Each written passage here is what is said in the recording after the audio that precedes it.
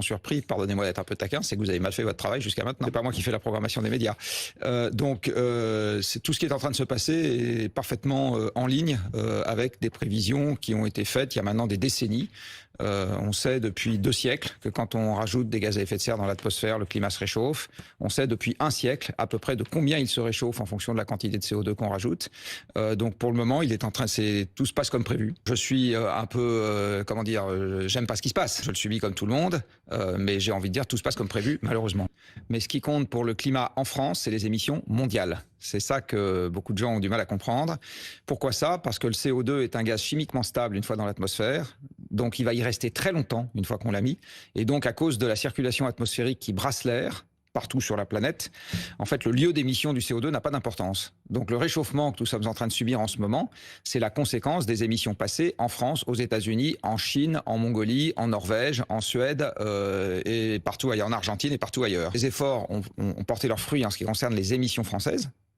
Mais en ce qui concerne les émissions mondiales, elles sont en hausse depuis toujours. On est tributaire des autres en ce qui concerne le climat. Par contre, il y a eu un petit truc dans l'actualité récemment qui vient se rajouter à la canicule, qui s'appelle le détroit d'Ormuz, qui nous rappelle que de toute façon, nous, on va devoir faire avec de moins en moins de combustibles fossiles parce qu'on importe tout et que les gens qui nous fournissent vont voir les gisements de toute façon se tarir. On va plus pouvoir se fournir ailleurs. Vous savez, extraire du pétrole, c'est vider des placards. Le pétrole met entre 40 et 400 millions d'années à se former sous terre, le gaz pareil, le charbon pareil. Et quand vous videz un placard, c'est assez facile de comprendre qu'au bout d'un moment, vous pouvez plus avoir en provenance de votre placard la même chose qu'avant. Et donc, l'approvisionnement peut pas être garanti pour l'éternité. Ah. Oui. Alors, aux États-Unis, ils peuvent, parce qu'ils sont redevenus le premier producteur mondial, mais sur la planète, on peut pas. En fait, la planète a passé en 2008 le pic de production sur le pétrole qu'on appelle conventionnel, c'est-à-dire tout ce qui n'est pas pétrole de schiste américain et sable bitumineux canadien. Et en ce qui concerne l'Europe, l'Europe est en décrue subie de combustibles fossiles depuis 2007. Tout simplement parce que nous étions dépendants de la mer du Nord qui a passé son pic en 2000 sur le pétrole, en 2005 sur le gaz.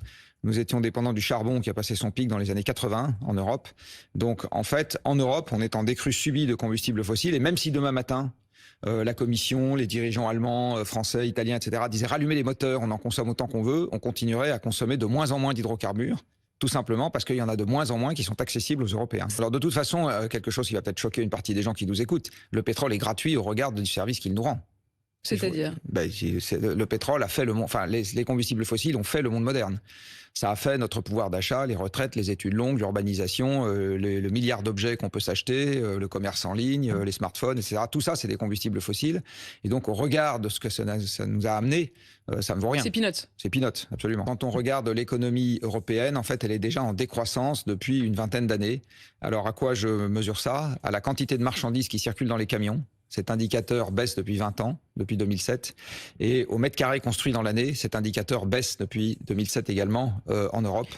Donc en fait, l'économie physique en Europe, elle est déjà en train de se contracter. Et c'est une raison pour laquelle une fraction croissante de nos concitoyens ont du mal à joindre les deux bouts, ont de plus en plus de mal à se loger, à accéder à la consommation. Quand vous recevez un distributeur ici, il vous dira qu'une large partie de la population française déconsomme déjà. Alors pas monstrueusement, mais un peu.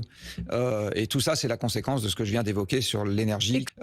En gros, à partir du moment où on a créé un surplus de CO2 dans l'atmosphère, comme le CO2 est très stable chimiquement, il faut attendre plus de 10 000 ans après arrêt des émissions pour que le surplus s'évacue. Alors, il va falloir attendre 10 000 ans pour que le surplus s'évacue. Non, la température va baisser avant 10 000 ans.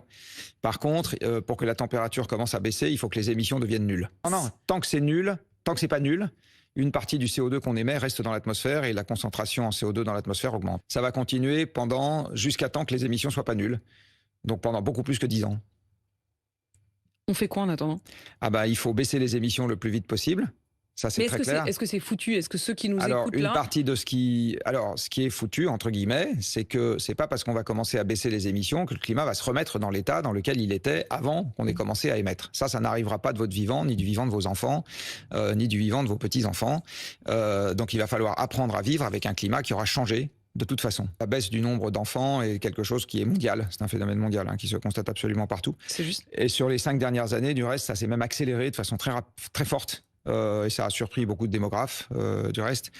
Et donc c'est difficile, avant de savoir si c'est une bonne ou une mauvaise nouvelle, il faudrait essayer de comprendre pourquoi. La Terre ne peut pas supporter 8 milliards d'individus vivant comme un Français modeste. Un Français modeste consomme trop pour que 8 milliards d'individus puissent consommer comme lui. Ça veut dire que, effectivement, si le chiffre augmente trop, ça augmente les problèmes qu'on a à gérer. Alors, la clim, d'abord, c'est la partie émergée de l'iceberg. Il faut bien voir que le réchauffement climatique, certes, c'est pénible quand il y a une vague de chaleur, moi le premier. Cela étant, c'est pas le fait d'avoir chaud qui est la conséquence la plus dommageable de ce qui est en train de se passer. Alors c'est quoi ? Il y a des problèmes avec les récoltes, il y a des problèmes avec la fissuration des bâtiments, il y a des problèmes avec la résistance des infrastructures, les trains qui roulent ou qui roulent pas, il y a des problèmes avec les usines qui peuvent travailler ou pas, il y a des problèmes avec les chantiers extérieurs qui peuvent se mener ou pas, il y a des problèmes avec les fleuves et l'approvisionnement en eau, parce que quand il fait très sec et très chaud, vous avez moins d'eau disponible. Enfin bref, il y a 1 milliard de problèmes dans lesquels le fait qu'on ait chaud, c'est un problème parmi 50 et c'est pas nécessairement le plus grave. On a construit nos infrastructures dans un climat donné. Tout le monde sait que quand on chauffe des corps, ça se dilate. Par exemple, les rails, ils ont été construits pour supporter une certaine élévation de température. Si l'élévation de température est trop importante, la dilatation du rail est trop importante et les rails se cognent les uns contre les autres et les voies se tordent.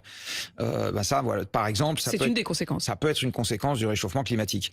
Et vous en avez également sur l'allongement des caténaires.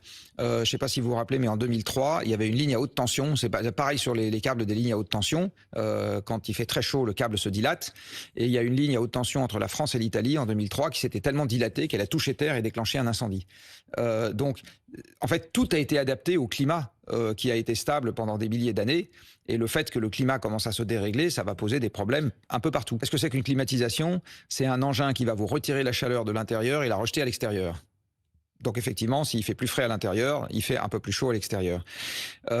Pendant longtemps, une des raisons de critiquer la clim, c'était sa consommation électrique. Là, il se trouve que ça, c'est plus tellement un problème parce qu'au moment où il fait très chaud, il y a aussi beaucoup de soleil. Et au moment où il y a beaucoup de soleil, il y a beaucoup d'énergie solaire. Par contre, le fait qu'on rejette beaucoup de chaleur à l'extérieur, ça, c'est tout à fait avéré. Mais pourquoi on a autorisé la clim dans les voitures et pourquoi, je veux dire, on n'imaginerait plus une voiture sans clim ? Vous savez, pourquoi est-ce qu'à un moment on a autorisé la cigarette ? Je veux dire, de temps en temps, on fait des choses et puis on se rend compte après coup que c'était pas nécessairement une bonne idée ou qu'il y a des effets indésirables qu'on n'aime pas. Ce qui est à ma faveur, moi, c'est la sobriété, c'est-à-dire